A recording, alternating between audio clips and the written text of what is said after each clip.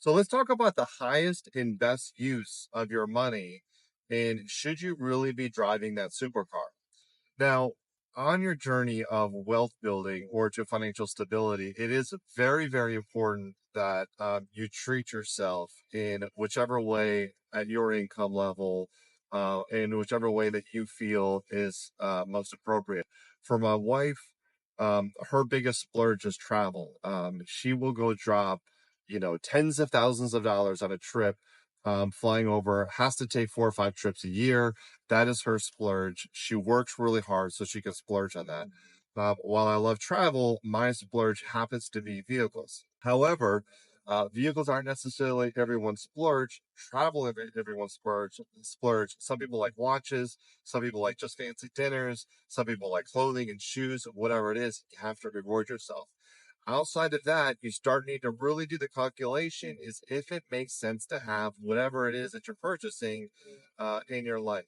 I have not no boasting here or whatever, but I have watches and clothes and cars and all that kind of stuff. And I've done the calculation. Obviously, it's what I do and what I teach. But you have to do the calculation. Like for example, this Porsche GT3 RS. Let's say you drive it, on the weekends, couple days, a week here and there.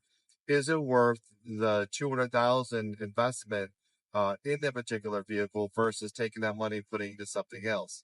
If I was to take that 200,000 and put it into real estate, for example, I could buy, two nice $300,000 properties. I would get, a nice sizable tax advantage for that at a 25%, let's say, tax bracket on, bonus depreciation of say, $200,000. That's a decent amount of tax savings that I could get, or I could have a car sitting in my garage. The 200,000 deployed into the stock market and just the S&P index fund, maybe getting 8% average return, $16,000 a year. I could have that or a car sitting in my garage that I'm paying insurance for and all that kind of stuff. So it's something you really need to think about. There are a lot of people that start making money and then they just start spending on stuff, not realizing that once you spend that money, even if it is in something that I'll call an investment, like a car that maybe doesn't necessarily lose value, but is just kind of sitting there not earning value, or a watch that may not necessarily lose value, but may not necessarily earn value. You're transferred that money that could be used for something to grow into dead money, meaning money that's just sitting around not doing anything. So you really want to think about your purchases.